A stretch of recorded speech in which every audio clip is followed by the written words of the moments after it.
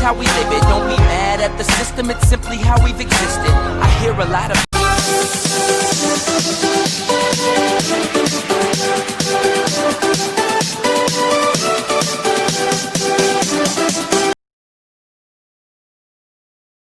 Assalamualaikum warahmatullahi wabarakatuh. Perkenalkan, nama saya Nurhaimi, NIM 2019-01-00-2020. Di sini saya akan membawakan materi yang berkaitan tentang konsep dasar patofisiologi. Nah, ternyata teman-teman, patofisiologi ini berasal dari kata patologi, di mana patologi ini adalah ilmu yang mempelajari tentang penyakit. Nah, ternyata dalam patologi ini terdapat yang namanya patologi klinik. Nah, di mana patologi klinik ini adalah ilmu yang mempelajari tentang perubahan kimia klinik ataupun reaksi biokimia.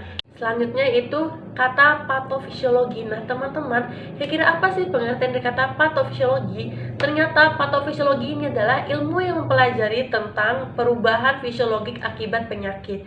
Nah, di mana teman-teman, patofisiologi ini fokus pada mekanisme penyakit atau proses dinamika yang menampakkan tentang sing dan gejala tentang penyakit tersebut. Nah teman-teman, jadi dapat kita simpulkan bahwa patofisiologi adalah ilmu yang mempelajari tentang penyakit. Nah teman-teman, kira-kira apa sih pengertian dari kata penyakit? Ternyata penyakit adalah kegagalan organisme untuk beradaptasi atau mempertahankan homeostatis dalam tubuh. Teman-teman, kira-kira apa saja sih beni dari penyakit? Yang salah satunya itu pertama agen ataupun penyebab. Dimana agen ini teman-teman terdiri dari beberapa jenis. Yang pertama itu seperti bakteri, virus, protozoa, jamur. Selanjutnya prinsip-prinsip klasifikasi, di mana teman-teman prinsip-prinsip klasifikasi ini yang pertama itu penyakit kongentinal, di mana teman-teman penyakit kongentinal ini adalah kelainan genetik. Saya bahaskan yaitu prinsip-prinsip klasifikasi. Nah, di mana teman-teman prinsip-prinsip klasifikasi ini terdapat beberapa bagian. Yang pertama itu penyakit kongentinal, di mana penyakit kongentinal ini adalah terjadinya kelainan metabolisme ataupun metabolik sejak lahir, di mana penyakit ini diturunkan dari gen orang tuanya ke anaknya. Gangguan metabolik. Nah, contoh paling mudah pada gangguan metabolik ini itu penyakit diabetes mellitus, di mana pada penyakit diabetes mellitus ini ataupun penyakit gula terjadi gangguan metabolik dalam tubuh. Klasifikasi yang kedua yaitu penyakit radang, di mana merupakan respon fisiologi jaringan yang hidup terdapat rangsangan yang merugikan ataupun terjadinya radang ataupun luka.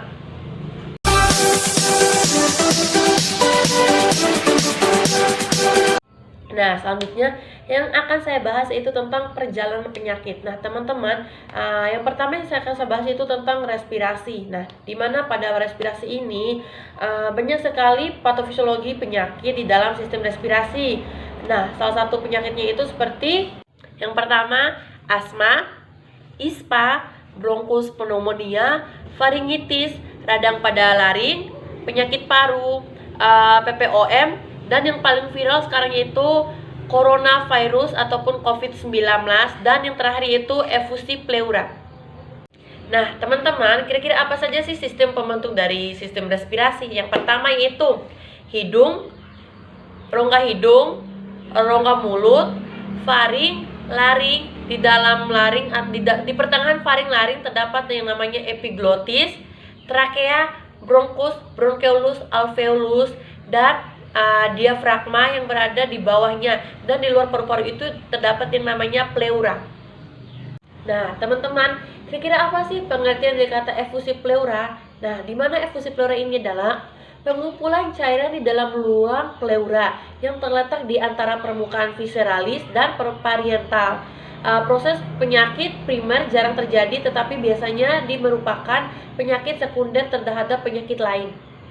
Nah, ternyata teman-teman, secara normal ruang pleura mengandung sejumlah kecil cairan 5-15 mm berfungsi sebagai pelumas yang memungkinkan permukaan pleura bergerak tanpa adanya friksi.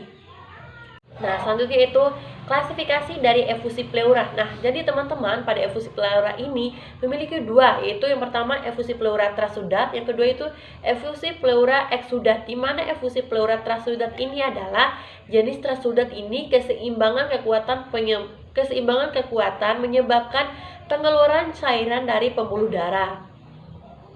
Nah, selanjutnya itu mekanisme terbentuknya trasudat, di mana pada mekanisme terbentuknya trasudat ini terjadi karena peningkatan hidrostatik, penurunan otonotik, dan tekanan negatif intrapleura yang meningkat. Trasudat ini memiliki ciri-ciri, di mana yang pertama itu rasa berwarna jernih, berat jenis rendah. Yang ketiga, terdapat limfofit dan metosel, tetapi tidak ada neutrofil, protein kurang dari 3%. Selanjutnya itu penimbunan cairan dalam trasudat, di mana teman-teman penimbunan cairan dalam trasudat ini dalam rongga pleura dikenal dengan hidrostatik. Nah, di mana hidrostatik ini menyebabkan beberapa penyakit lainnya seperti payah jantung, penyakit ginjal, penyakit hati, dan sebagainya. Tadi kita sudah membahas tentang efusi pleura trasudat. Sekarang kita akan membahas tentang efusi pleura eksudat. Nah, teman-teman, kira-kira apa sih perbedaan dari kata trasudat dan eksudat? Ternyata efusi pleura eksudat ini adalah terbentuk sebagai akibat penyakit dari pleura itu sendiri yang berkaitan tentang peningkatan permeabilitas kapiler, misalnya pneumonia atau drainase infektif yang berkurang. Nah, teman-teman, kira-kira apa sih ciri-ciri dari eksudat? Nah, yang pertama yaitu berat jenis lebih dari 1,01%, kadar protein lebih dari 3%. Tadi kan trasudat menjelaskan tentang kalau dia kurang dari 3%, tetapi pada eksudat dia memiliki kadar protein lebih dari 3% atau 30 gram. Yang selanjutnya warna cairan keruh. Selanjutnya rasio protein pleura berbanding LDH serum 0,6. Selanjutnya LDH cairan pleura lebih besar daripada 2/3 batas atas LDH serum normal, dan warna cairannya itu berwarna keruh. Sekarang saya akan membahas patofisiologi dari efusi pleura. Nah, di mana teman-teman, di dalam keadaan normal tidak ada rongga kosong antara pleura parietalis dengan pleura visceralis. Karena di antara pleura tersebut terdapat cairan antara 1-20 mg yang merupakan pelumas ataupun di antara kedua pleura tersebut. Diketahui bahwa cairan diproduksi oleh pleura parietalis dan selanjutnya diabsorpsi tersebut dapat terjadi karena adanya tekanan hidrostatik pada pleura parietalis dan tekanan osmotik pada pleura visceralis. Pada sistem respirasi tadi saya sudah menjelaskan tentang penyakit efusi pleura. Nah, sekarang penyakit yang kedua yang akan saya bahas yaitu tentang penyakit COVID-19. Nah, pastinya teman-teman sekalian tetapi sering sekali mendengar tentang corona ini, di mana corona ini sudah terkenal sangat luas di berbagai mancanegara ataupun corona ini sudah menyebar di seluruh negara yang ada di dalam dunia ini. Nah, teman-teman, di mana corona ini merupakan keluarga besar virus yang menyebabkan infeksi saluran pernapasan atas, ringan hingga sedang, bahkan lebih parah menyebabkan kematian. Nah, teman-teman, corona ini berasal dari dua virus. Yang pertama virus SARS, yang kedua virus MERS. Di mana virus SARS ini adalah menyebabkan sindrom pernapasan akut, sedangkan MERS ini adalah sindrom pernapasan Timur Tengah ataupun penyakit virus yang berasal dari negara Timur Tengah. Nah, teman-teman, kira-kira apa sih penyebab dari corona ini? Yang pertama itu adanya virus corona. Yang kedua, percikan air liur ataupun batuk, bersin dari orang yang terinfeksi, menyentuh tangan ataupun wajah yang terinfeksi, menyentuh muka, hidung, ataupun sistem pernapasan. Jadinya teman-teman, bagaimana sih cara untuk mengantisipasi agar tidak terjadinya penularan COVID-19 ini? Nah, saat ini yang pertama yaitu kita melakukan hidup PHBS, menjaga pola hidup yang baik, selalu mencuci tangan, menggunakan masker, jaga jarak, social distancing, dan lockdown. Ciri-ciri dari orang yang terinfeksi COVID-19 itu suhu badannya meningkat di atas rata-rata, terjadinya demam, seperti flu, dan terjadinya asma ataupun orang yang susah mengalami menghirup udara secara normal. Nah, teman-teman, kita tidak boleh menyepelekan virus ini. Nah, banyak sekali bukti yang terjadi di mana banyak sekali peningkatan kematian di seluruh dunia. Di Indonesia saja banyak sekali terjadinya kematian, bahkan ribuan. Jadinya teman-teman tetap stay at home.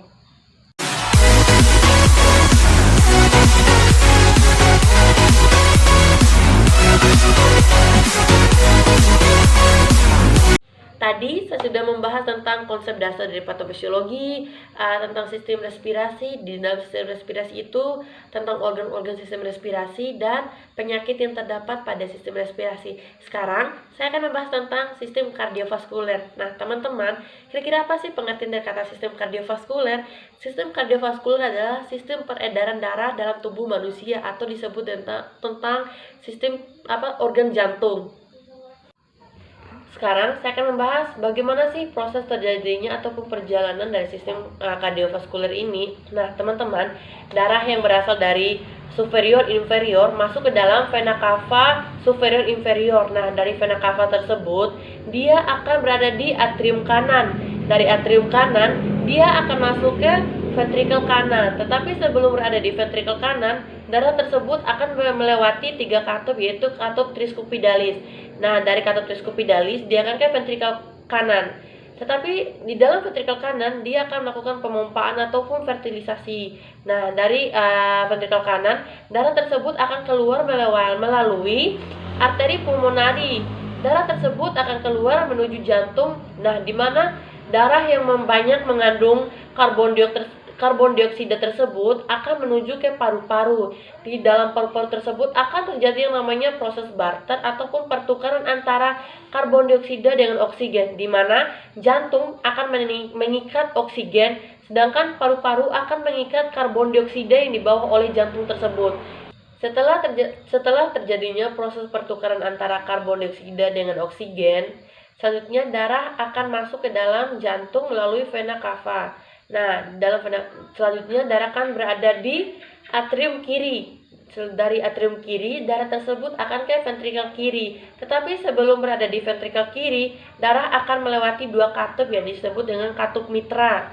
Nah, setelah dari ventrikel kiri, darah akan masuk ke dalam aorta, di mana dalam aorta tersebut darah akan mengalir. Tetapi sebelum masuk dalam aorta, dia akan melewati cabang aorta.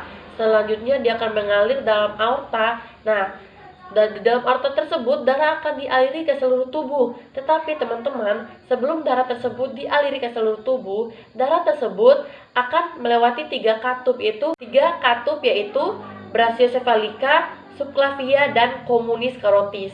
Nah, teman-teman, sekarang kan sedang membahas tentang penyakit apa saja sih yang terdapat dalam sistem kardiovaskuler. Nah, salah satunya itu pertama penyakit arteri koroner, penyakit otot jantung, hipertensi ataupun hipotensi, gagal jantung, penyakit jantung koroner ataupun jantung bawaan. Nah, sekarang saya akan membahas salah satu penyakit yang sering terjadi pada masyarakat. Yang pertama itu hipertensi, di mana hipertensi ini adalah terjadinya peningkatan tekanan darah ataupun tekanan darah lebih dari angka normal, di mana lebih dari angka 120/90 mm hemoglobin. Selanjutnya itu penyakit hipotensi, lawan kata dari penyakit hipertensi. Hipotensi berarti penurunan tekanan darah. Jadinya hipotensi ini darah berada di bawah angka normal, itu di bawah 120/80, artinya bisa saja 90 ataupun 80. Oke teman-teman, itulah penjelasan singkat dari saya. Wassalamualaikum warahmatullahi wabarakatuh.